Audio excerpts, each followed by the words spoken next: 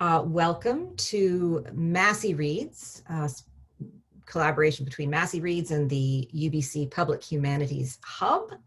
And we're delighted to have you all here with us, at least virtually, for this session in which we're going to be hearing from three UBC-related people who are both academics and creative writers. And we're hoping to have a productive discussion that thinks through ways that one's academic background, one's creative work can intersect and feed each other, ways in which one might think about fiction writing as a kind of public scholarship or as a form of knowledge transfer. And also we're just going to talk about three really terrific books, all of which we're putting under the umbrella heading of speculative fiction, but as will become very clear when we talk, they're representing really quite different, interestingly different strands of that particular umbrella term. I'm Sean Eckard, and I'm from the Department of English, and I think I drew this gig because Mary Chapman from the Humanities Hub knows that I read a lot of fantasy. So this was a very pleasant way for me to spend my vacation. So what we're going to do is I'm going to introduce our three authors to you, and then they've each prepared a brief reading from their books. We have some questions that we're going to share afterwards with our authors to get the conversation going, and we hope that it'll develop in a productive and organic way. And we would also be interested a little bit later in the session in moving towards hearing questions from the audience as well. So without further ado then, I'd like to introduce our three panelists. First is Silvia Moreno-Garcia, who is currently the coordinator of communications in the Dean's Office in the Faculty of Science. She has a longer UBC connection though, because she has a master's degree in science studies from UBC. And her thesis was on women and eugenic thought in H.P. Lovecraft. And I think if you have read her wonderful Mexican Gothic, you can see very clearly how that background feeds into the novel.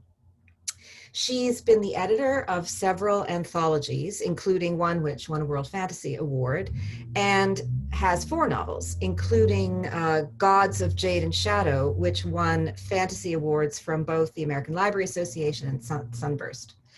Her novel that she's going to be reading from and talking to us about today is Mexican Gothic. Actually, these are all really quite beautiful books, and if we have a chance, I'm also a book historian, so at some point there might be a geeky discussion of book design. So this is Mexican Gothic. Number 2 is Patrick Moran, and this is his book, Les Six Cauchemars. And Patrick, as you might have gathered from that title, is a professor in French, Hispanic, and Italian studies here at UBC.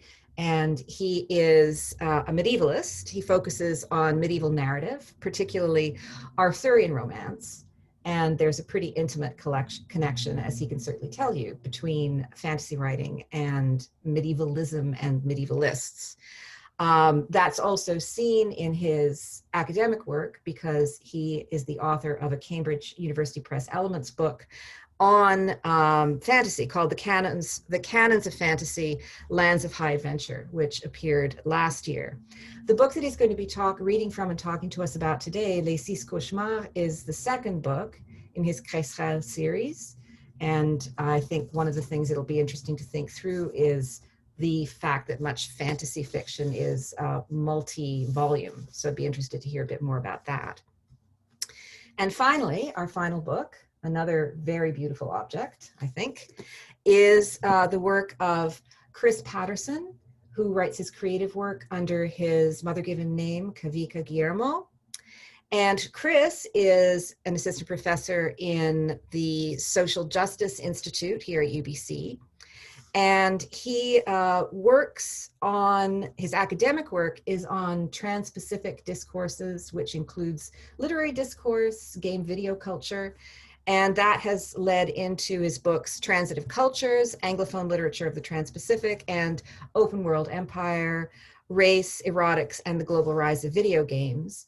but he is also an accomplished creative writer, and this is All Flowers Bloom, which he'll be talking to us about today, is his second novel. Right, and so without further ado, we agreed that Silvia would kick things off for us, so I'll turn things over to her. Hi, everyone. Thanks for being here. I'll just read very quickly, and then we'll have 2 more short readings, and we'll get into the meat of the stuff. So I'm reading from Mexican Gothic. I'm reading from chapter 2. So all you need to know is that our character is headed towards the Gothic house at this point. When Noemi was a little girl and Catalina read fairy tales to her, she used to mention the forest, that place where Hansel and Gretel tossed their breadcrumbs or Little Red Riding Hood met a wolf. Growing up in a large city, it did not occur to Noemi until much later that forests were real places which could be found in an atlas. Her family vacationed in Veracruz in her grandmother's house by the sea, with no tall trees in sight. Even after she grew up, the forest remained in her mind, a picture glimpsed in a storybook by a child, with charcoal outlines and bright splashes of color in the middle. It took her a while, therefore, to realize that she was headed into a forest, for El Triunfo was perched on the side of a steep mountain, carpeted with colorful wildflowers and covered thickly with pines and oaks. Noemi sighted sheep milling around and goats braving sheer rock walls. Silver had given the region its riches, but tallow from these animals had helped illuminate the mines, and they were plentiful. It was all very pretty. The higher the train moved and the closer it got to El Triunfo, though the more bucolic landscape changed, and Noemi reassessed her idea of it. Deep ravines cut the land, and rugged ridges loomed outside the window. What had been charming rivulets turned into strong, gushing rivers, which spelled doom should anyone be dragged by their currents. At the bottom of the mountains, farmers tended groves and fields of alfalfa, but there were no such crops here, just the goats climbing up and down the rocks. The air grew thin as the train struggled up the mountain until it stuttered and stopped. Noemi grabbed her suitcases. She'd brought 2 of them and had been tempted also to bring her favorite trunk, though in the end she had judged it too cumbersome. Despite this concession, the suitcases were large and heavy. The train station was not busy and was barely a station at all, just a lonesome square-shaped building with a half-asleep woman behind the ticket counter. 3 little boys were chasing one another around the station playing tag, and she offered them some coins if they helped her lug her suitcase outside. They did, gladly. They looked underfed, and she wondered how the town's inhabitants got by now the mine was closed and only the goats provided the opportunity for a bit of commerce. Noemi was prepared for the chill of the mountain. The unexpected element was therefore the thin fog that greeted her that morning. She looked at it curiously as she adjusted her teal-colored hat with the yellow feather and peered onto the street looking at her ride, for there could hardly be any mistaking. It was the single automobile parked in front of the station, a preposterously large vehicle that made her think of swanky silent film stars of 2 or 3 decades earlier, the kind of automobile her father might have driven in his youth to flaunt his wealth. But the vehicle in front of her was dated, dirty, and it needed a paint job. Therefore, it was not truly the kind of automobile a movie star would drive these days, but seemed to be a relic that had been haphazardly dusted off and dragged onto the street. She thought the driver might match the car and expected to find an elderly man behind the wheel, but a young fellow of about her age in a corduroy jacket stepped out. He was fair-haired and pale. She didn't realize anyone could be that pale. Goodness, did he ever wander into the sun? His eyes uncertain, his mouth straining to form a smile or a greeting. Noemi paid the boys who had helped bring her luggage out, then marched forward and extended her hand. "I am Noemi Taboada. Has Mr. Doyle sent you?" she asked. I'll stop there to let other people read. So there Great, you go. thanks. Thank you so much. Thank you. Next is Patrick. Hi, everyone. So I wrote my novel in French, and because of that, I'm going to read a shorter excerpt. It'll be roughly a page. And for those of you who don't speak French, I'll just try to briefly explain what's going on in the excerpt. So it's from chapter 4. The main character, the protagonist, La Crécerelle, or the Kestrel in English, is a magic user, and she is hunting down 5 other mages. So she's investigating. She's in an inn, investigating a bedroom where she's looking for traces of one of her quarries. And she uses her powers to enhance her senses to an almost painful level and to let them intertwine and enter into a state of synesthesia. So that's what's going on in this excerpt. Chacune de ses respirations sonne comme un rugissement dans ses oreilles, et à chaque geste, les vêtements sont du papier de verre contre son épiderme. La masure, faiblement éclairée, agresse pourtant ses rétines avec toute la violence d'une journée d'été en plein désert. Le brouhaha de l'établissement et les odeurs d'étable menacent de lui faire perdre connaissance. Elle se donne quelques instants pour s'habituer à l'agression sensorielle. Lorsqu'elle parvient à trouver son calme, elle constate le second résultat de son invocation. Ses facultés sont entrées en synesthésie, mêlant l'ouïe, la vue, le toucher, le goût et l'odorat. Elle voit des bouffées colorées, là où flottent les odeurs les plus distinctives de la pièce. Elle entend les rayons de soleil teinter contre les surfaces et filer jusqu'à ses pupilles. Elle sent sur le fond de sa langue les textures grumeleuses du lit, tandis que les échardes du bois lui piquent les muqueuses. Sous ses doigts, elle touche le relief accidenté de l'air ambiant, chargé de fumée et de remugles équestres. Elle n'a toujours pas bougé d'un pouce. Avec une extrême lenteur, elle commence à se déplacer dans la chambrette, à s'agenouiller avec une infinie délicatesse pour ne pas hurler de douleur, à soulever le matelas et à écarter les lattes avec des gestes pleins de patience. Chaque instant qui passe la met au supplice, mais elle n'ose pas serrer les dents de peur de les entendre grincer, et chaque gémissement qui lui échappe agresse l'arrière de sa gorge comme un gaz empoisonné. Le bruit d'une troupe armée en marche manque de la faire défaillir avant qu'elle se rende compte qu'il s'agit de Rakfal revenant de la salle principale. Elle se retourne vers lui et lève une main en grimaçant. « Ne faites plus un geste, plus un son », chuchote-t-elle. Il s'arrête net, mais son parfum danse en étincelle devant les yeux de la Crécerelle. Le grain de sa peau provoque des picotements sur sa langue et les cheveux du Mavoréen ronronnent dans le creux de ses oreilles. Elle pourrait s'y perdre. Elle parvient pourtant à retrouver son chemin et à recentrer son attention sur la pièce. Quelque chose, enfin, attire ses sens. Une odeur pointue et glissante dont la texture s'effrite et résiste à la fois entre ses dents et dont les couleurs lui irritent l'œil tant elle change. Elle frissonne. Okay? Great, thank you. And finally, Chris. Hello, I hope you all can hear me. I'm just going to share the PDF so that everyone can kind of read along. I assume you all can see it. There it is. Mm-hmm. So we can talk a bit about this, why it looks like this. These are annotations, but just to give you some background, All Flowers Bloom is about 2 souls who reincarnate throughout human history until the end of human history. And yeah, they kind of fall in love, kind of. So it's about their continued encounter throughout space and time. And this excerpt is Life D, and it comes from it occurs around 600 CE. You will doubt my memories here. I doubt them myself. Trying to remember this far back, events blend with tall tales. Can a memory unclear and unreasonable simply be discarded? This was an age when nothing was written, for the future had nothing for us.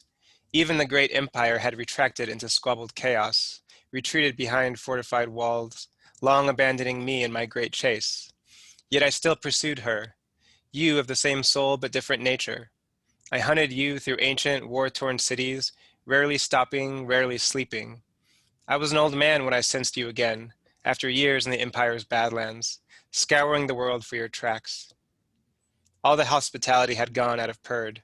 The ancient magician's city had faded to a resting place for weary warriors and monks. I smelled barbecue otter near an old portrait of the restricted god Ka, with smears of dried grease atop the canvas. I passed the remains of a torched inn, its burnt wood smeared with the blood of the empire's enemies.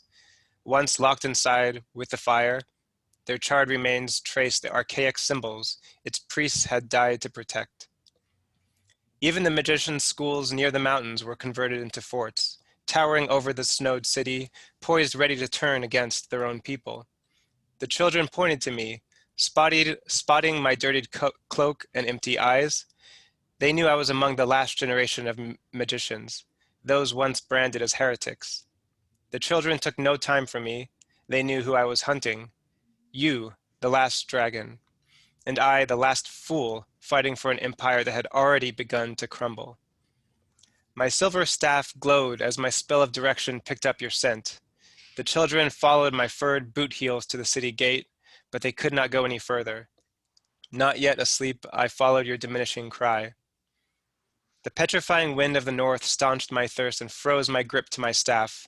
The direction spell led me outside the Imperium, toward land hemmed in by icy cliffs, scrawled by dragon's claws. You knew I lurked behind. Your trail took me on a mystic, eddying ride down steep cliffs and ice. I was determined to follow you anywhere, even after my spells drained, to death, to the greatest reach, unmapped. I proceeded through the Imperium's last icy archway, chewing on clumps of oats and walnuts.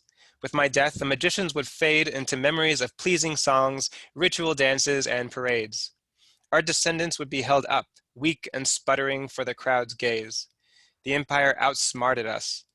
They dwindled our numbers, not by attacking us directly, but by enlisting us to fight. They gave us a prophetic war. It brought purpose to our schools and gave us meaning beyond that of heretics. We felt useful, locked in a battle with a beastly enemy. The war between us, a war the Empire had begun, would be our end.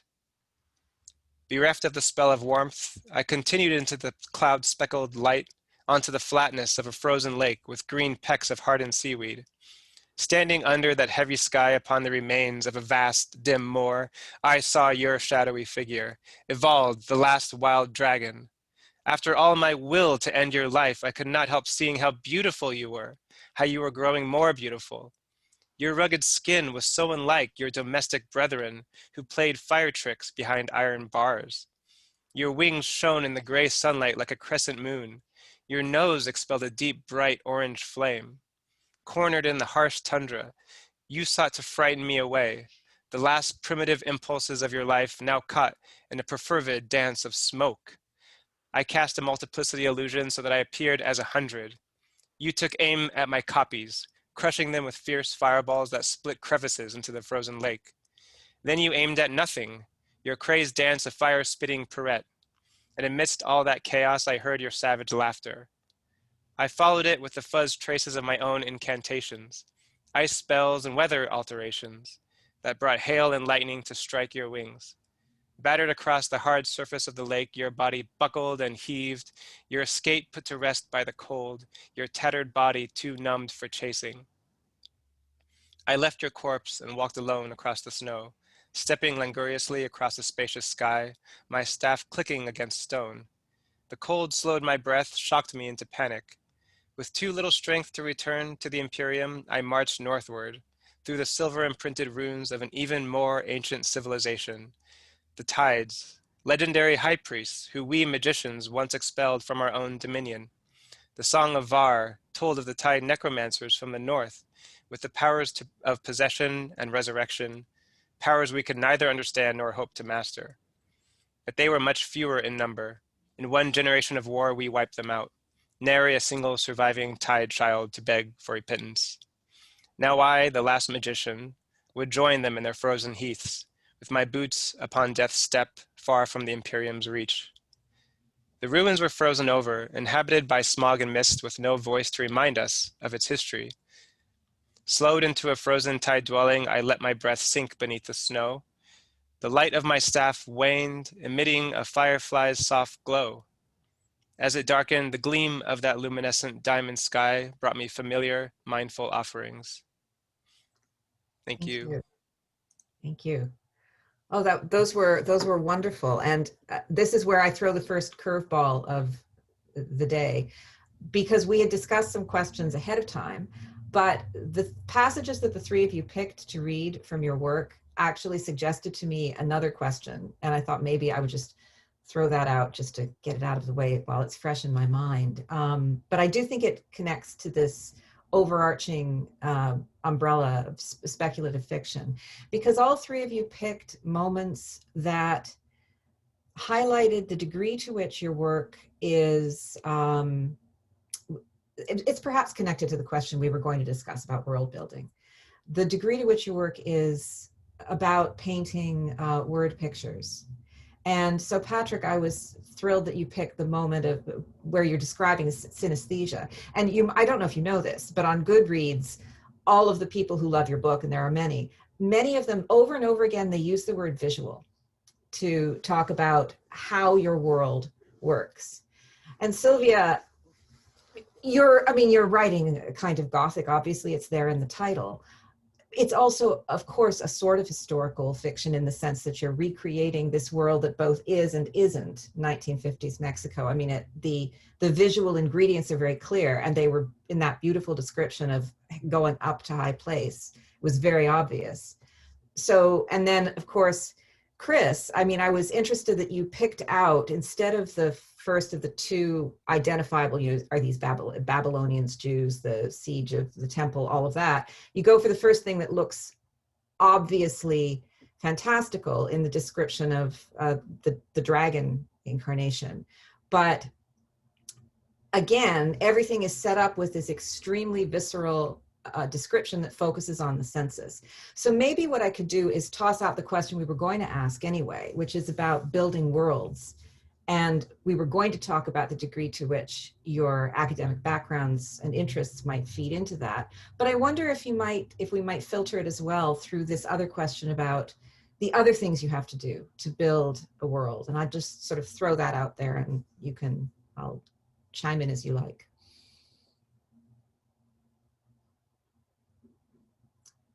And they're all sitting there. It's just like teaching. I can try and go first. Just while the story is still fresh in everyone's mind. I chose to read that section like literally 15 or 10 minutes before for this event. After seeing Trump leave the White House and seeing Joe Biden and Lady Gaga give a very nice song, like singing the national anthem, the U.S. and all that. And so I think it just caught my my feeling about the moment that we're living in today, in that that story I read is about a transitional moment from one era to another, and I don't really know if that's actually what's happening right now. That's what we're being told is happening. But I think when those transitions, whether real or given to us, told to us, they do demand a bit more from us in terms of trying to speculate, like where do we go from here? How do we imagine difference? Or do we just want to go back to the same old stuff that we've had before? And so what occurred to me in this moment, watching the inauguration and sitting through this, is that I feel like there's continues to be a kind of lack of world building in a realistic way, in an imagination, a creativity, and how we imagine moving on. That I think we're caught in the same way that science fiction media these days is caught in a kind of superhero image, right? That we get Marvel movie after Marvel movie that have nothing to do with imagining other worlds. They're all about defending our world and defending the status quo and keeping things going because we seem unable to imagine a better world. And so you don't have a superhero trying to destroy a world to create a better one. Those are always the villains, or trying to change things. The objects of change are always villains. The people who just preserve things the way they are always the heroes. And so I feel like we're living in a time where we just are unable to imagine a world without capitalism, with the way that capitalism works, without racism and so on. And I felt a lot of depression actually today, not because I was sad to see one president leave, but because what's coming doesn't seem much different. It seems to preserve the status quo in a way. And so the story that I chose, I think, from the position of a magician whose whole people seems on edge of death and extinction, just I think for me captured that feeling a bit. Well, I think that the piece that stood out for me, and it did when I read it first too, was for some reason I was struck by the barbecued otter. And this is what I mean when I say there was something about that particular, it was a very powerful kind of sense image. that somehow made the world that you were describing at once concrete, but also emphasize that it was strange, that it wasn't, you know, exactly. Sylvia, what did you do to make, you had something very similar throughout your novel. Like there are moments where there are just these offhand references to, oh, the music people are listening to or the games that they're playing, and yet also you were creating something that was uncanny. I wonder what you think about the business of building a world and the ingredients that go into it. So I generally do not write secondary world fantasy, so I don't make up a whole new continent or a whole new culture. I'm very much based probably on a lot of Mexican stuff, but you know, Mexico is a real country. One of the funny things that happens is that people don't know a lot about Mexico, so sometimes the idea they have about the nation, about what people are like and what its history was like, is completely wrong. And so in this case, when I set Mexican Gothic in a town that is inspired by a real town, which is called Real del Monte, and it was a British settlement in the mountains of Hidalgo, where they mined silver in the 1800s. And I had some people complain about my book saying, why are there Brits in Mexican Gothic? And it's like, well, there were Brits in Hidalgo, and this was like, I invented a town, but it was really very similar to that town. That town had an English cemetery, which I went to, and that town is kind of cold and misty because it's high up in the mountains. So again, people were kind of expecting, they had images of Speedy Gonzales and of that flat kind of landscape with the mountains that are like rectangles in the background, red and brown. And so that's what they wanted, really. But I'm taking them to this post-colonial moment in what was a British town. And they're saying this is not realistic, but that town is nicknamed Little Cornwall in Mexico. And there were English there, and they extracted silver. And I think they introduced the radish to Mexico. That's what they brought in. Really? Yeah, I think they brought radishes. It's one of the things that they say. And they also have this special kind of pastry which you can buy in that region, which was also from there because they were from the Cornwall region and all that kind of stuff. So so there's all these things that people don't know about Mexico, about what it looks like, about its past and whatever. And sometimes when I write them, people think I invented them and that I'm not being realistic, that I'm being silly or something like that. But it's because to them, it's as unreal as Narnia, right? Right. To them, it's like this fantastic landscape. And to me, it's not. There's like a lot of historical work that goes into my books. There's a lot of reality that it's one layer on top of the other, where I'm tweaking certain elements. But when you're not familiar with the mythology, like if you're familiar with like everybody's familiar with Greek or Roman mythology. So if I say, this guy has a lightning bolt and a big beard, and he hangs out with a lot of sexy goddesses, you think Zeus, right? For most people. And this guy has a trident and he reigns over the sea, you say, oh, well, that's Neptune, that kind of stuff. Poseidon, if you want to use the other name. So most people know these things, and they know when they're diverging. So if Poseidon, instead of riding atop a dolphin, is riding atop an aqua bike, in some kind of modern version, like in the Aquaman version or something like that, people can say, oh, I know what they're doing. I know what they're tweaking. So obviously Poseidon didn't ride like a motorbike, an aqua bike in the Greek, in the ancient times, but I know what they're doing. When you're talking about Mexican culture, most people have no idea what you're doing. So the downside of that is that sometimes they can say, oh, that's just stupid. That's just silly. That doesn't fit my preconceived notion. And to go to what Chris was saying, I think there's a very small imaginative space that most people have. And so everything kind of needs to fit in this space. And sometimes, for example, in my previous novel, somebody said, I mentioned Xibalba, which is the ancient Mayan, one of the ancient, the word for like the underworld in ancient Maya culture. And there's a movie, I don't think it's a Disney movie, but it's an animated movie called El Dorado, I think. And they mentioned Xibalba, but it's not, it's not anything to do with that. And so the only reference that people had was to that movie or to Coco. And so people were judging my book by either a Disney product or a 20-year-old animated film. And so if it didn't, they might say, well, it's not like what I saw with Coco, therefore it's wrong. People also said this about Mexican Gothic. The Day of the Dead is not mentioned in Mexican Gothic. Well, it takes place, it's like August in this novel, and the Day of the Dead is like 2 days actually. Mexico's allowed to be more than just the Day of the Dead. Yeah, but people expect you to embody this all the time. And so it's very problematic when you're writing and you're going to be consumed by, like an English speaking audience, is that they might come with this Coco idea. And I do think that the imagination that you have is dictated so much by popular culture products, like by Disney, by Marvel, that sometimes when you don't do that, people think, oh, you're the fake. And the real is Disney. Well, Patrick, that question of expectation, I mean, it must also, it dominates writing the kind of fantasy that you write in particular, right? People have fairly clear ideas. So what are your thoughts about world building in that context? So I write secondary world fantasy, but I'm lazy at the same time. So I don't do a lot of preliminary world building. I work a lot on plot and character and on scenes, but then the world building tends to emerge as I write the first draft.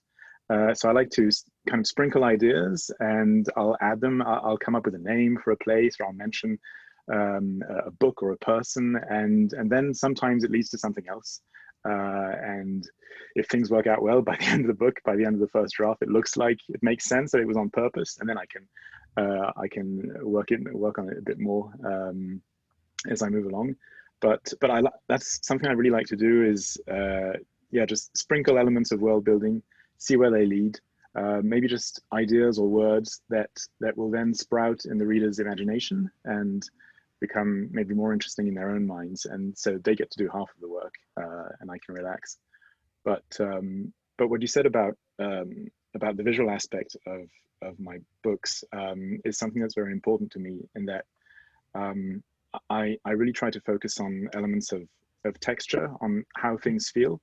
I find that rather than writing a whole history of the universe or explaining all the different cultures and cities in the world, it's more interesting to give an immersive feel of the world, work on texture, on qualia, and on the sort of the dynamism of the world. So that's why I work a lot on I like to work on kinetic scenes specifically. So what you're saying is that building a world doesn't necessarily mean sitting down inventing Elvish from the ground up and spending 6 years drawing maps. It can also mean other ways of creating something that's immediately immersive, right? Yeah, I definitely came to fantasy through Tolkien, and I was a teenager in the 90s, so I read loads and loads of 3-volume, 4-volume, 10-volume cycles when I was a teenager. But when I started writing myself these 2 novels, I think I was more influenced by the whole school of pulp, sword and sorcery, which is more rough and tumble in the way it does its world building, and it kind of builds things as it moves along. Whatever suits the story, whatever works for the main character, that's how you build your world. And then at the end, you've got something that kind of makes sense, but it emerges organically, right? Right. Chris, I was struck that when you were reflecting on what you read, you were thinking about today, like where we are in history right now. And one of the other things that we had thought might be interesting to talk about was precisely the question of location. I mean, we were thinking in part in terms of physical spaces, because you're all in Vancouver now, but you all have other places that have been incredibly formative, right? So Hong Kong and Mexico and Paris and London. And we thought it might be interesting to talk a little bit about what it's like to write from here and what role those sorts of places may play in the writing. And the other place we were thinking about is not just Vancouver, but of course UBC. And then we're back again to the kind of cross currents between an academic positioning, whether it's one's academic work or a study or whatever, and creative work. So I'm not sure who wants to kick this one off, but I'd really be interested to hear all of you talk a little bit about the various places that you write from? Anyone want to just jump on in there? Okay, Silvia. If you want, and then Yeah, sure. and then other people can join me. Well, yeah, I do write a lot about Mexico.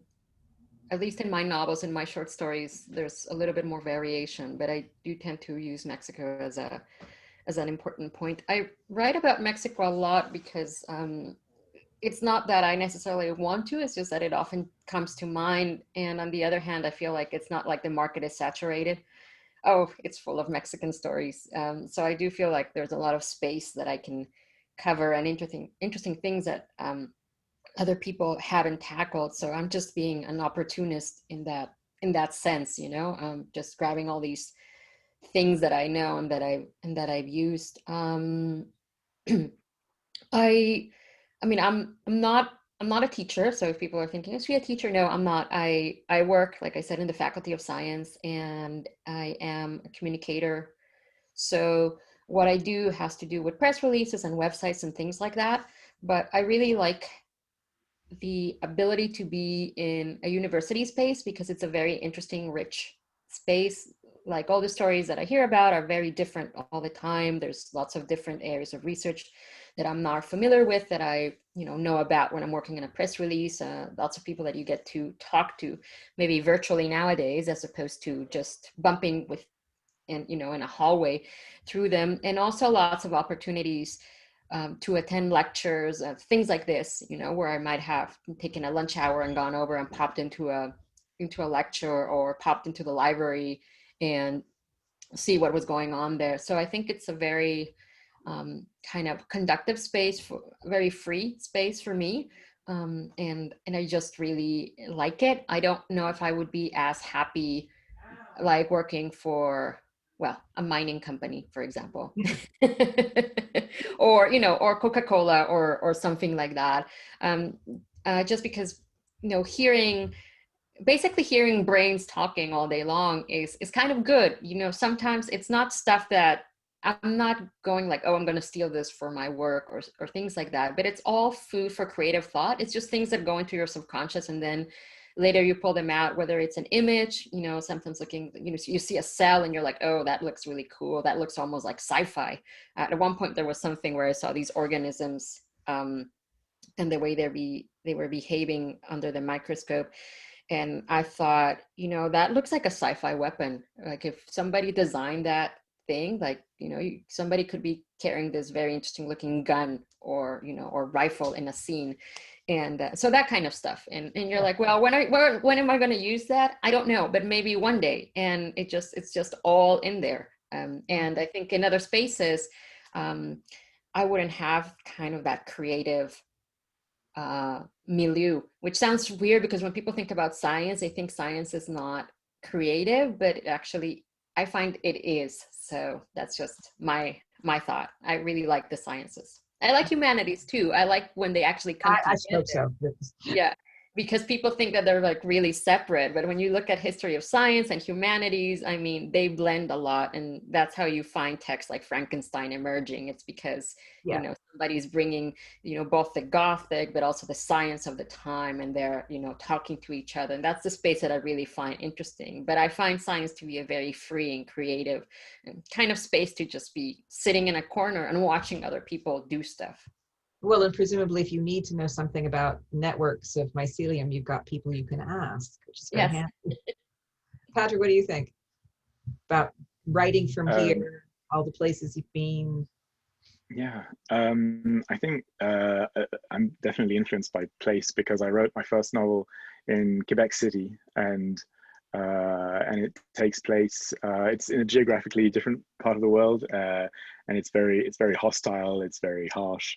And it's a relatively dark novel for other reasons, not because of Quebec City, which is a great place, but because I'd recently lost my dad. My second novel, Les Six Cauchemars, I wrote during my first year here at UBC. So I was really discovering Vancouver. I was rediscovering the Pacific West, which I had actually spent 3 years in California when I was a kid. And I'd been back a few times, but rediscovering that really influenced me. and most of the action of Les Six Cauchemars takes place in this sprawling city by the ocean. And it's a far more, I mean, it's a brutal novel, it's a violent novel, but at the same time it's more positive. There's more light in Les Six Cauchemars. So I think that's definitely due to being in Vancouver and also being in a better place in many ways. As far as writing as an academic, I think I'm wary of being an academic who writes fiction, because that's sometimes complicated and it's always a concern. So I try to downplay the academic elements when I'm writing fiction. I don't write high fantasy. I don't write medieval style fantasy. I don't write historical fantasy. I definitely do not write Arthurian fantasy. And I try to keep those two worlds relatively separate, except that here I am today talking about both of them. But I think that my research inevitably pops up in unexpected ways, right? Like I wrote, my first book was on Arthurian cycles and on cyclical narratives, and here I am writing a series of novels that are loosely connected and involve the same characters, and so I'm ending up doing what I talked about in my PhD. And my second book was on the canon of fantasy, and I'm writing in a subgenre, sword and sorcery, which has always had a slightly complicated relationship with the canon of more central high fantasy. And I was recently talking to a friend who's also a medievalist and who was pointing out all the Arthurian elements in my first novel that I hadn't seen but that were there. Yeah. Yeah, that's Arthurian, that's medieval. I was like, oh my God, I can't help it. So I think, about it, you see. Yeah, right. I'll probably end up writing an Arthurian novel at some point. I guess it's inevitable. Or I'll do like Silvia, I'll write a book in English on France, and I'll have to include characters with baguettes and little mustaches so that the readers recognize it as France. Well, Chris, you sort of think, I mean, your academic work thinks very specifically about this question of place and about transversing from one place to another. So, but how does that play into your creative work? Pretty explicitly in some of it. This is my first novel, for example, called Stamped. It's an anti-travel novel. So it's I was traveling a lot to countries in Asia and writing about it, and that's what came out of that.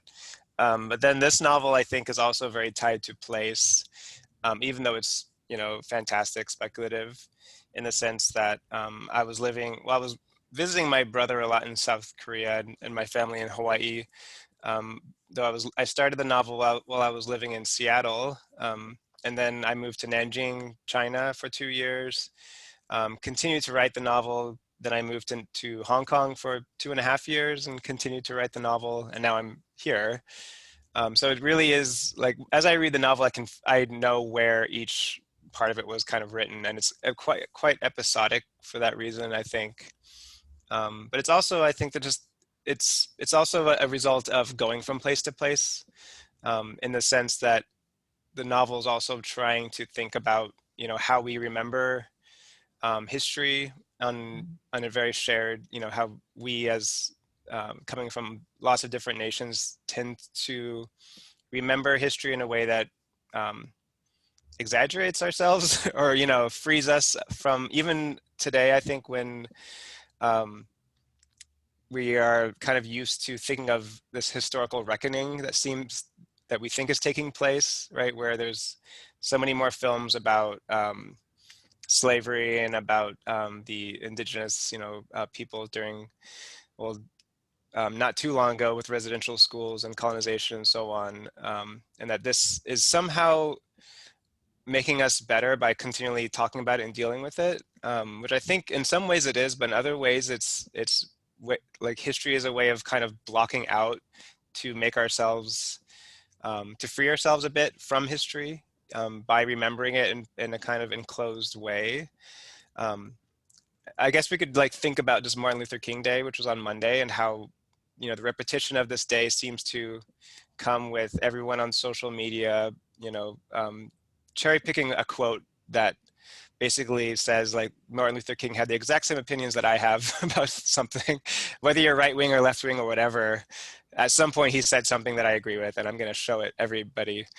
And what that does is it really ignores the fact that like 80% of the US was against Martin Luther King for most of the civil rights movement, and then Stokely Carmichael and Malcolm X, of course, were even further out there. And that most of us, I think, are just unable to put ourselves in those positions to understand how we probably would have been on the wrong side of history most of the time.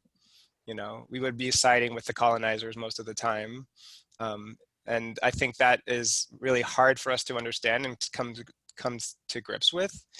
And so in my novel, I'm really trying to think through like, what if we were able to look at history and the violences that have happened in ways that don't just free ourselves, but actually condemn what we do now and who we are now. So one of the affordances of speculative fiction then is that it, particularly of certain kinds, I guess, is that it creates a space where you can almost shock people out of their usual way of processing our world or history or anything, and it's the askance view, right?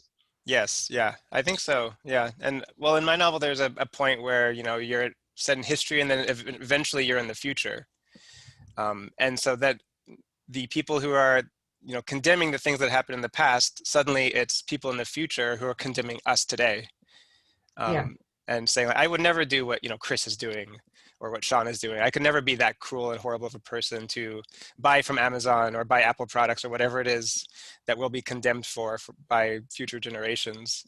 But I think those moments, I try to center on those moments, I think, to keep history from just being closed off into something we can separate ourselves from. So this kind of segues into something that all of you've touched on already, which is the question of genre. And it's been interesting the degree to which you have all, in varying degrees, both recognized the genres you're working in and also said, yeah, but I don't do this or I don't do that. So Patrick, you're the I mean, I'm sure you're all genre geeks, but let's start with you, because we were having a back and forth over email about the difference between high fantasy and sword and sorcery, and the sort of what's in the canon, what's not. And this also seems to touch on things like literary fiction, popular fiction. I guess I'd like to hear you all think a little bit more explicitly about the generic choices that you made and what it is that those genres enable. And this may also speak again to Silvia's point about expectation, right?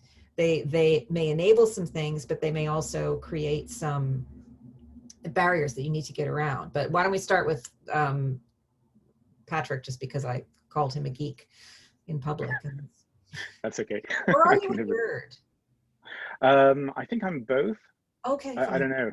We can unpack that later. I guess, I don't know. It's a really good question. I think, so I love fantasy, so I wanted to write fantasy, so I did. And it's as simple as that. That's what I wanted. I felt like writing. And the reason why I went towards sword and sorcery is that so the field in France specifically is still very much dominated by high fantasy and by high fantasy cycles. It hasn't diversified quite as much as it has in the English-speaking world right now. Also because French fantasy is more recent, right? It only began to develop in the 90s. And I like sword and sorcery because it's always been a bit of an underdog, kind of the pulp fantasy of the 30s, the 50s. It's also a genre that's interesting because it's a problematic genre or subgenre. It started out with a lot of toxicity, a lot of problematic attitudes, and the work of Robert E. Howard, for instance, Conan the Barbarian. A lot of what I think John Clute and John Grant, the authors of the Encyclopedia of Fantasy, called maggots. The way that some fantasy perpetuates maggots, i.e. ideas that are reactionary or have been disproved, but that survive in fantasy because they've become tropes, such as fantastical races and how they are depicted, those kind of things, or certain forms of misogyny. But at the same time, there are problematic elements to sword and sorcery, but also it's always been a genre that has allowed for some very different experimental forward-thinking works that were really under the radar, like the works of C.L. Moore or Lee Brackett, who are some of the earliest female authors of fantasy, or African-American authors like Charles Saunders, who was Canadian in the early 80s, or Samuel Delany, who wrote a sword and sorcery cycle, or really experimental authors like M. John Harrison or Michael Moorcock. So I like that. I like the sort of the scrappy aspects of sword and sorcery, that it's kind of all over the place. It doesn't always know what it wants to do. It's a thrilling genre, and it's a fun-seeking genre, but it allows for a lot of, I think, what Martin Scorsese used to call, I think he called it contraband, in B movies, the way that B movie directors can inject important themes and innovative ideas into movies that are sold, that are presented as just entertainment. So I think that's what drew me to sword and sorcery in particular. Is kind of those aspects of being within the genre, but also slightly at the margin and trying to do something a bit different. Well, I mean, I suppose one of the things that about that horizon of expectations of so well established or so popular a genre is that when you decide to be at the edges and to tweak and to undermine, I mean, that's visible, right? And it's functional, like it works because people can see it. I mean, I was struck, Silvia, what is it about Gothic, that Gothic plus eugenics? I mean, because that was the fascinating combination there. You want to talk a little bit more about genre in your case? Yeah, Gothic fiction is kind of an interspace. It's a multiplicity of things all kind of tossed into a single space, and it has a long history too, which is probably why it has kind of mutated and evolved in that way.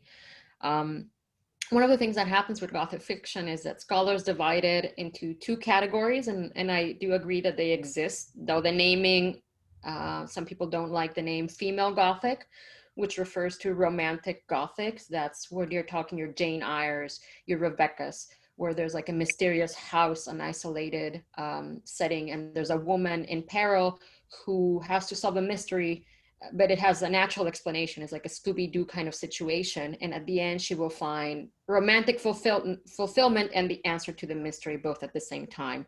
By the end of Jane Eyre, it turns out that, there was a wife in the attic. It wasn't demon possession or anything like that. And she ends up with the right man for her.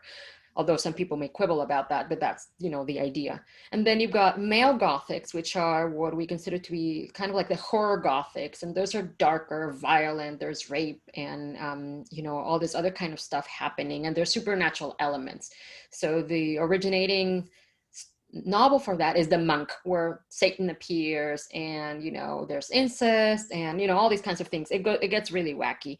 And then you've got Dracula, which is kind of like also a horror Gothic, a male Gothic, where you've got a monster, a literal monster eating people, making vampires. In the end, he's staked through the heart, and that solves that problem.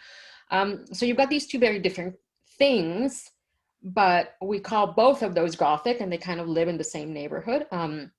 And they have recognizable tropes and all that kind of stuff. So I like it because it encompasses those two modes and a bunch of other tropes and things that we can identify. It's like pornography. I know it when I see it. There's certain things that visually and in films or in text we recognize as that being a Gothic element. For example, the covers that were very popular in the 1960s with the Gothic revival, where there's a young woman running away from a castle and she's dressed in white. And I think almost everybody my age and younger has seen one of those. Even if they never crack the book open, they've seen that imagery and they know that that is Gothic in some way or the other. So it's very interesting because of that, because it kind of it's a wide number of things, but it's also kind of floating. It's in the ether. We absorb it without knowing it.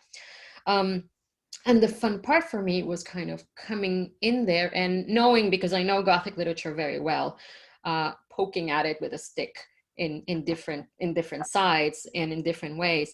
And the interesting about that is that I had a lot of fun, but some people, the problem when you come with a pre-established genre, again, like this, is that people have certain expectations. So there were some people who had never read a horror novel. They had only read Gothic romances. And then they got to the part where things get horrific in my book and they were furious.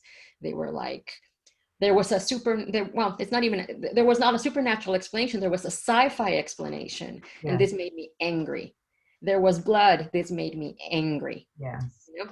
And there were other people who were coming in from the horror mode, from the Gothic horror mode, you know, the Dracula and that kind of stuff. And they're coming in and they're saying, oh, there's a love plot in there. Yuck. You know, that's just kind of disgusting. Talk about sex. That's just gross. I don't know. Sometimes people get oddly Victorianly puritanical. Oh no, too much sex, you know, like mentions of things that happen down under there. And so they would get mad at that. So it's very interesting when you're working, I think, with a genre that has a lot of history, because it is 300 years old, over 300 years old, and a lot of expectations built into it. And also when you add the word Mexican and what does Mexican Gothic mean? That was also really fascinating for me, because I called it Mexican Gothic for several reasons, but one reason was because I thought post-colonialist Gothic was too long a title and, you know, didn't sound so cool. But the other thing was that people had these ideas about what Mexican Gothic meant in their mind already built up. So when they read mine, they might be like, this doesn't comply with my idea. And they mentioned Guillermo del Toro a lot, and they were saying either positively or negatively. Either, oh, this is just like Guillermo del Toro, or this is not like Guillermo del Toro. It was very funny when they said, this is nothing like Guillermo del Toro. It's written in English. And I went to see Guillermo del Toro's first movie in movie theaters. I remember it was called La Invención de Cronos. And then he moved to the United States and he made Blade. And he made Mimic. I remember those. And then he made, you know, Pan's Labyrinth. But then he's made all these things that are in English, Hellboy and all that kind of stuff. So I'm sitting there and thinking, what do you mean it's nothing like him? It's written in English. What language do you think this man has worked in for the past 20 odd years? So yeah, people have these ideas that, you know, Guillermo del Toro is very Mexicano, but Guillermo del Toro has actually not worked in a very, you know, the stereotypical Mexican mode that they're asking for in ever, I think. And also he loves things like H.P. Lovecraft. I know it because I've seen his H.P. Lovecraft statue. And, you know, so he loves all this kind of Anglo tradition of fiction. It's obvious in some of the things that he's done, that he does. And but he's Mexican enough, but I'm not Mexican enough. And, you know, it was just really funny seeing some people who were kind of. Yeah, well, I love the way that intersects with genre, as you say. And I want to pick up on your point about poking it with a stick and pick it with Chris, because Chris, it seems to me that for a start, if I had to come up with a generic description beyond the big speculative fiction for your novel, I would have trouble, because it starts out as one thing, and it partly because of the layers, right? Because of the sort of up and down and back and forth and the diving back into the stream.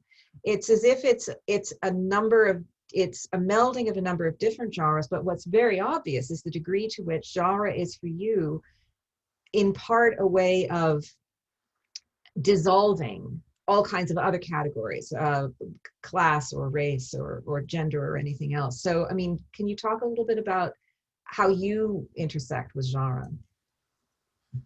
Yeah, I'd be happy to. I mean, a lot of, I was also an editor for a journal, and I still am, as I was writing the book. And so I was also reading a lot of random speculative fiction from a lot of random people out there. And I do see a lot of the,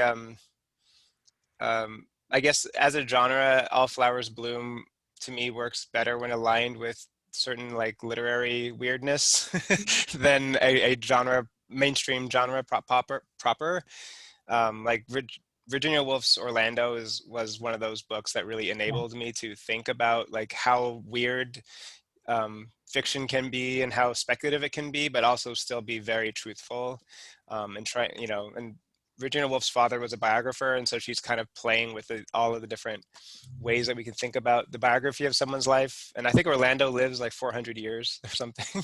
And so it's a really queer and quirky book that and books like that, really inspired my direction in trying to play with genres and not trying to stick to one thing. And so the piece that I read is very, I guess, I don't know where you would even put it in fantasy, somewhere in fantasy with dragons and stuff.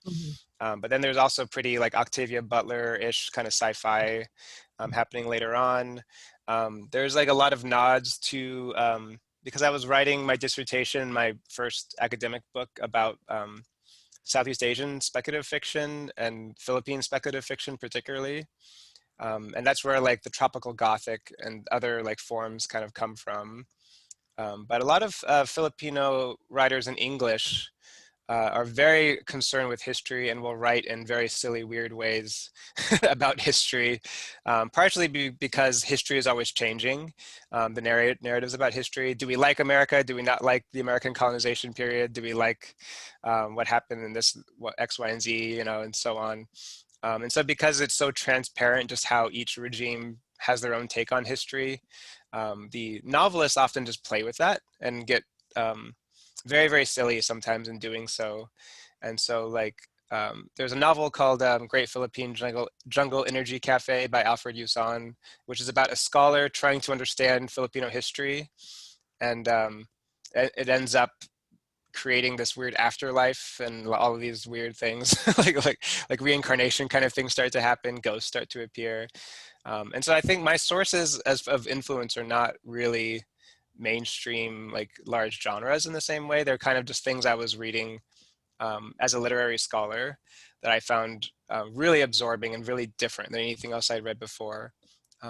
Larissa Lai's Saltfish Girl and her new book, which I of course only recently read, would all fall under those kind of genre shifting categories. But yeah, I think that's partially a good warning about the novel too, is that like some folks will read it. Like I have similar experience with Silvia in that you get a sense of the reader's expectations quite quickly and how people might get upset with it, or like how their own imagination is disciplined in certain ways into these genres. So like that part I read with the dragon, I had an early reader tell me that that they threw the book against the wall because it took them out of the history. Like they thought the novel was a real history novel until the dragon shows up. But I loved that, actually. I mean, it performed precisely the kind of dislocation that you're talking about. I thought I knew where I was, and then all of a sudden it wasn't, right? Yeah, and I don't know how cruel that can be to the audience sometimes, to be on constantly shifting ground and to be taken out of the immersion. Why don't we ask the audience? Why don't we take some questions from the other people who are here? Let's see how we do this. I can see everyone's names on your little squares. Also, I guess if you should have a little hand raise icon. Is that right, Heather? Is that going to work? And I will be able to tell who's asking a question. Yes, yes, people can feel free to use the hand raise icon, or if you'd like to type your question into the chat, we can keep an eye on that. You can do that too. All right, so questions, observations.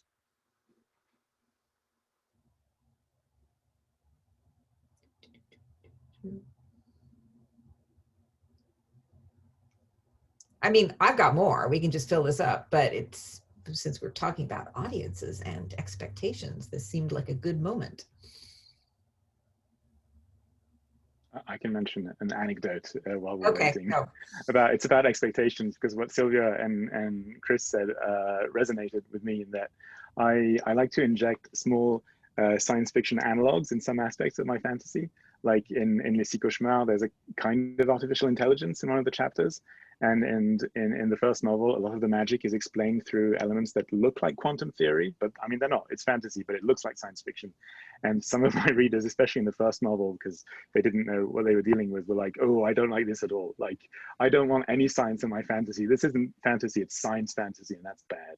So yeah, I also had to deal with some expectation issues. And that was interesting, because to me, it wasn't science fiction. It was just things that looked like sci-fi but weren't. But that Well, was too much for some maybe you've readers. kind of talked about how really what happens is you've just got ingredients wrestling around in the great lumber room of your brain, right? And that's what comes out. Yeah. Ooh, we've got a question.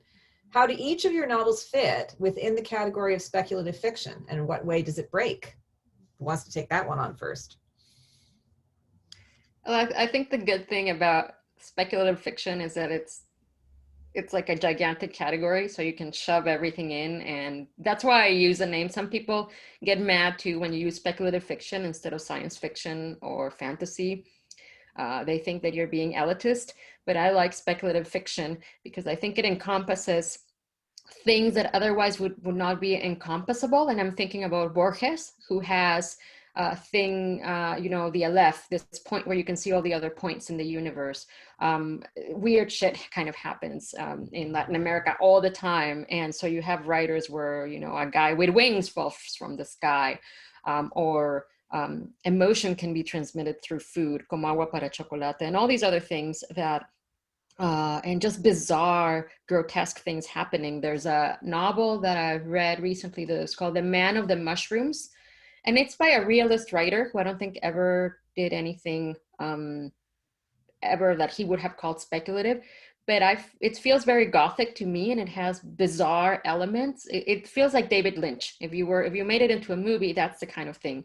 And so it answers that kind of question. Like when you have something that is like that, like watching David Lynch, what is it? Is it fantasy? Is it horror? Is it, sci-fi? Maybe, not really. And so I really love this category of speculative fiction. So I tend to be very happy inhabiting that space, and less happy when somebody wants to confine me just to one lane. So like I do think Mexican Gothic is Gothic, and it is horror at the same time. It has a science fiction element baked into it. It's historical. It's all those things. It's like a layer cake of things. And my problem is when people just try to take like a little bit of it and say all the other doesn't exist. Like those people who say, well, take out the sci-fi element, that doesn't belong there. And I'm like, no, but it makes perfect sense because it responds to the eugenics concerns that are real and historical within the text, and that kind of stuff. So I really do like speculative fiction as this kind of malleable category. And I think it also allows for future development as things change. Like we can keep throwing things in there, as opposed to other categories. Like the Western is one category that, for example, that for me is much more difficult. Like Western can encompass less things, I think. Professor Patrick? Oh, I can go. Just thinking about this category because I've written about it in my academic work as well. Because when I think just as a reader of speculative fiction, I think of Ursa Le Guin, who wrote in so many different genres, but who also at certain points didn't want to be seen as a science fiction writer, just because there was the sense that she was writing about the future, when to her it was always a way of kind of revisiting the present, and getting us to understand how things are working, behind the scenes, and from, like you said, the kind of askew view, the different angles. And I also like, with Silvia, I like being within that realm of speculative fiction because it doesn't just conjure particular authors who are mostly like white, male, European, Western, and so on. But speculative fiction can find, its own emergent points in like myth, fantasies from all around the world, and so on. And so I think it's part of that, opening up or umbrella genre, that keeps it relevant. And so, I like, it's like you said, it's the only place where my book really falls because it's playing with so many different genres within the speculative genre. But it's also, it commands us to also realize that literature is also its own genre. Most like well-selling like realist literature, right? And that genre is realism.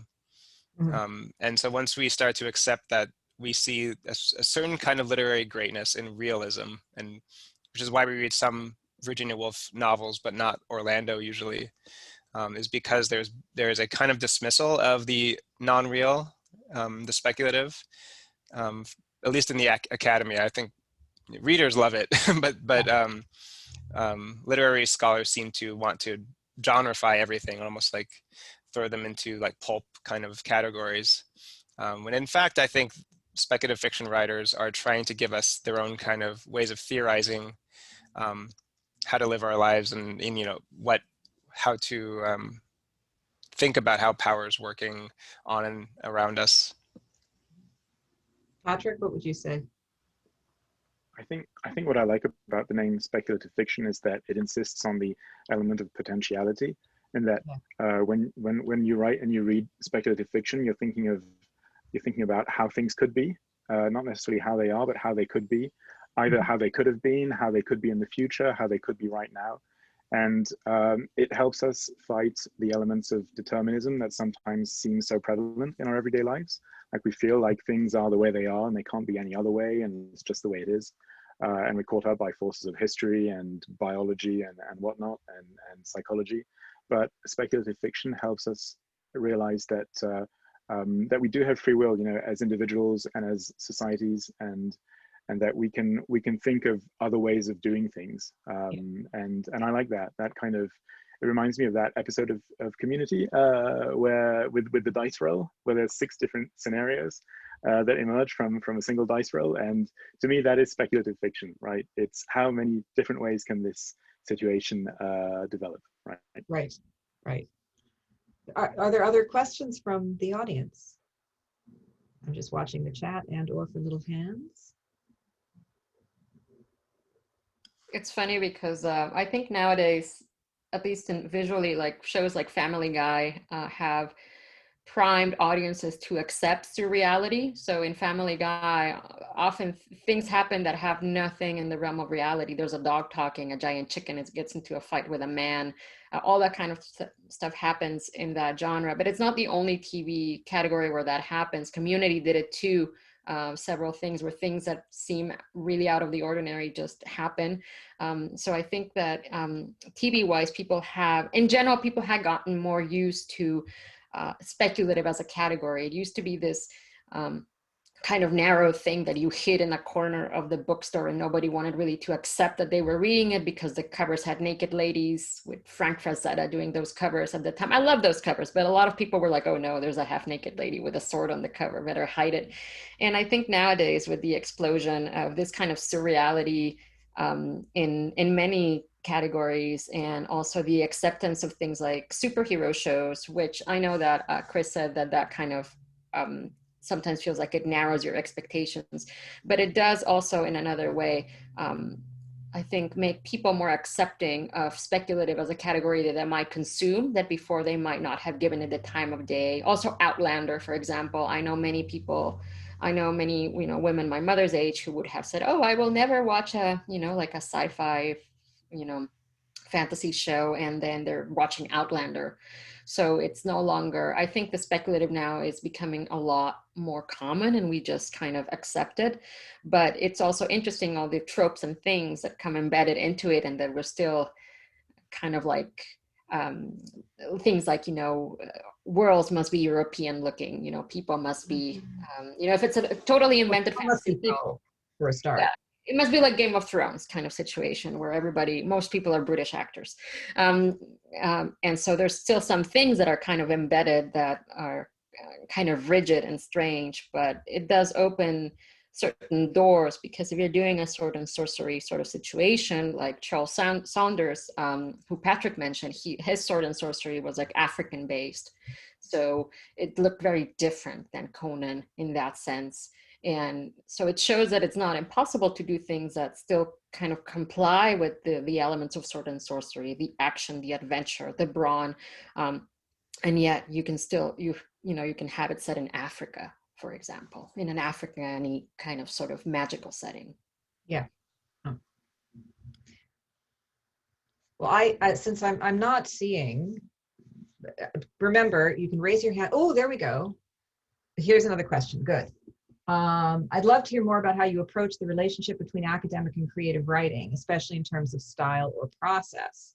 In which ways do you think they inform or maybe challenge the other? Patrick, I'm going to kick that one to you first, because you already said that you try to keep them apart. So expand. Yeah. That's a tricky one. I think I think the main difference is that I do my academic writing during the day and I do my creative writing at night for obvious reasons, because I'm not on the clock anymore. But no, it's tricky. I think in terms of process, that is such a good question, because I'm not sure I have an answer. I think I'm more conscious of, oddly enough, I'm more wary, I'm more concerned by how my readers are going to react when I write academic texts. I'm like, how are they going to criticize me? What are they going to think if I say this? How can I reinforce my argument here? Have I done enough research? Have I covered my bases? Whereas when I write fiction, obviously I want to please and challenge my audience, but I think I'm more carefree. And then I'm like, let's see if this works for me, and then we'll see how it goes. And when it goes well, I'm pleasantly surprised, but I always expect people to hate my fiction. Whereas I kind of hope that people will like my academic writing, and sometimes it goes the other way around. But I guess that might be the main difference. I'm not sure that's the answer you're expecting, but I do, in terms of actual process when I'm writing, I don't I don't structure my academic articles very precisely, for instance. So there is some similarity in that the structure does emerge while I write. And that's also something that happens when I write fiction too. So that part of the process, oddly enough, isn't that different, in that if I come up with a very rigid structure beforehand, I'm kind of, it kind of stifles me in a way. I think that's an odd similarity between how I write my fiction and my nonfiction. Yeah. Chris, do you approach them in the same way, or are they quite different? I'm not. I mean, they're a bit of yes and no, I guess. Or they definitely share a lot of similarities in the process.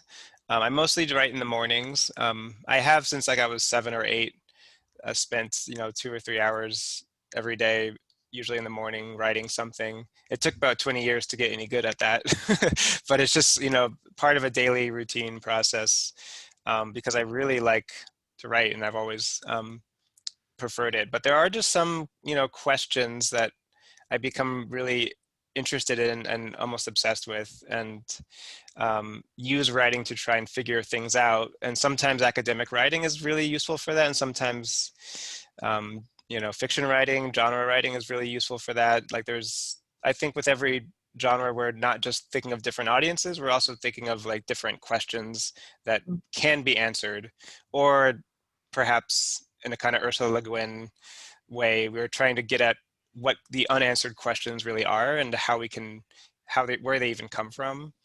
And so I feel like All Flowers Bloom is trying to do things that you could not do in an academic work without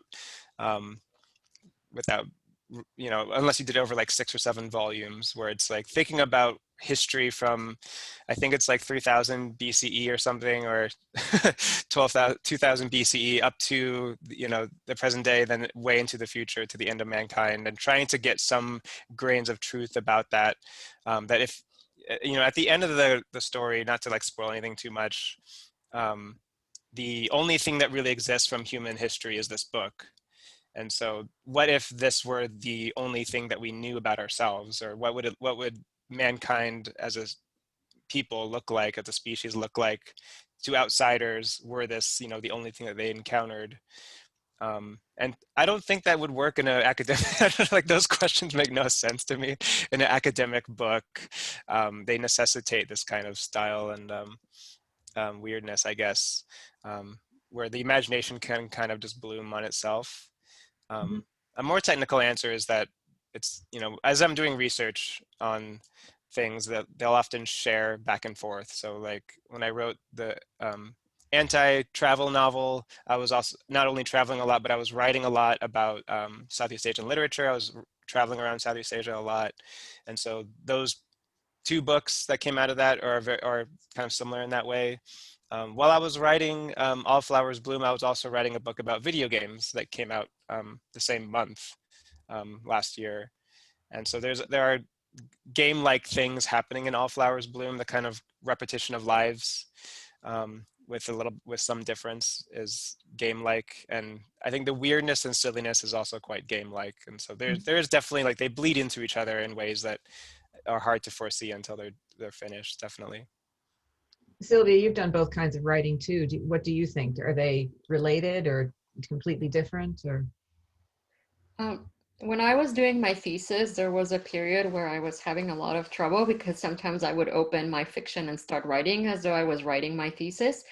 And so it's a very different voice. So yeah, I had that after a while. And of course, my thesis inspired Mexican Gothic. Partially, it was one of the things that inspired it because I was still thinking about some of the things related to eugenics and science and people and all that kind of stuff. But yeah, for a while there, because I was doing this writing that was, first it was very hard to do the thesis because it was different from my other writing. So in fiction writing, you're, trying to interest an audience in a different way and, less verbose and all that kind of stuff. So I'm coming in, I'm trying to write in a different way. And then, oh, it's my thesis. And then I got into that mode, and then kind of like getting out of it was a little bit problematic, where I was almost wanting to, address the reader in the text in ways that you do with academic writing. Here's my footnote, that kind of stuff. That impulse was there. So it was a little bit difficult to switch gears. But yeah, I mean, one of the things that you do appreciate about academic writing is like the footnotes. I often felt like, if I could footnote this book, everybody would get it and there would be no problem, but you can't. So yeah, well, you can't. That's an interesting thing, because in a way, both Patrick and Chris provided they're not exactly footnotes, but what I saw is sort of academic tics. So Patrick, at the beginning of your book, when you have that kind of people disagree about what kind of a creature she was and that sort of thing. I mean, that's your standard issue kind of almost anthropological preface, but it's also an aspect of the genre, right? There's lots of examples in fantasy of that sort of thing. And Chris, your little handwritten notes, BCE Jews, Babylonians. So it was almost as if you guys were in fact kind of figuring out ways to, as Silvia put it, footnote, right? That short prologue that you mentioned wasn't in the original version of the novel when I sent it to my publisher. No, I sent it to my publisher, and then my editor, the editor who worked with me on the book, said, "This is great, but just in case, in case some of your readers haven't read the first novel, and because you're presenting them as two autonomous narratives, could you have some sort of short presentation of who the main character is? I don't know how you want to present it." And that's when I came up with the idea of presenting it as a kind of academic text, which explores a variety of hypotheses about who she was, who she might have been, because I didn't want to write a previously on, right? Because I didn't want to emphasize, I didn't want readers to think they had to have read the first book. So I came up with that kind of playful idea, and it was very easy to write because it was written in an academic style. So it came very easily. Yeah, that's, as well, Silvia was talking about voice. That voice is it's just right there, right? So I want to just, we're almost at time, but let me just hold. So when I mentioned the notes, so these are what Chris's pages look like, right? At the beginning of each chapter, there are these little so my first question, whose handwriting is that? Is that yours?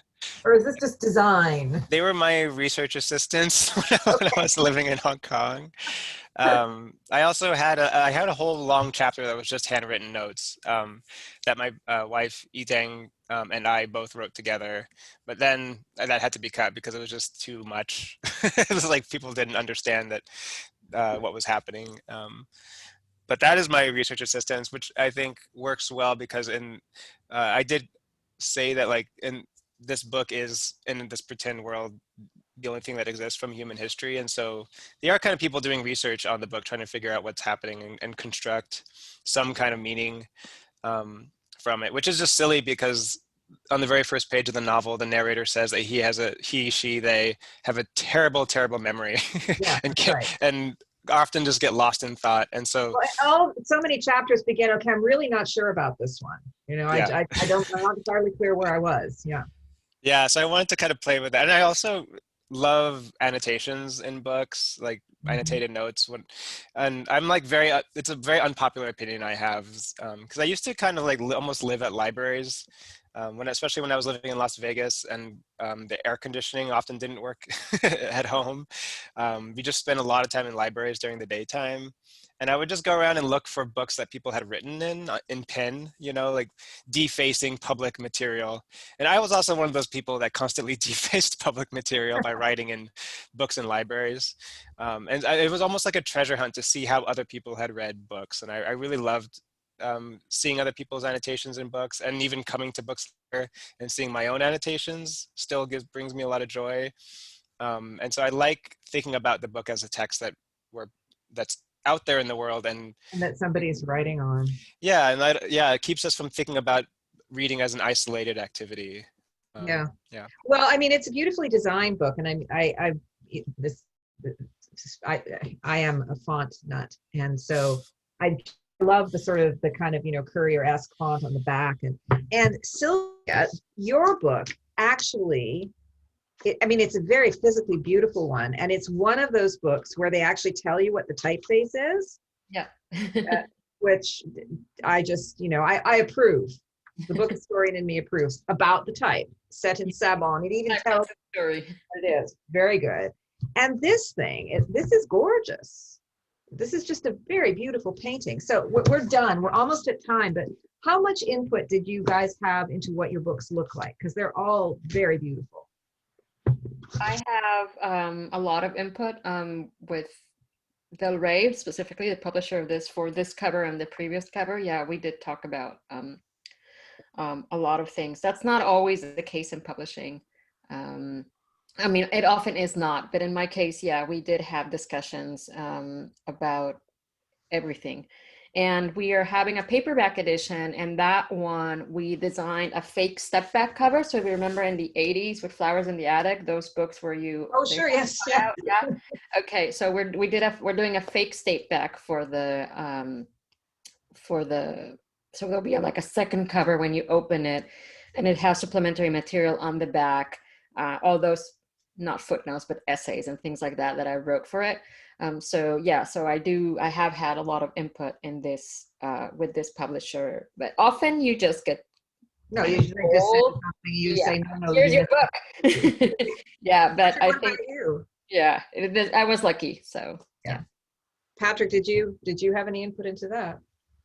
Yeah, I was fortunate enough that Cristina Khalida illustrated both my novels, and she has a close relationship with my publisher, so she made the covers for several of their recent novels, and it was a three-way conversation between me, the publisher, and her, and she presented us, I think, 6 drafts for Les Six Cauchemars, and that one was just, really wowed us. Oh, that's great. Well, and I mean, we know that Chris must have been involved because it's his research assistant's notes on the page, right?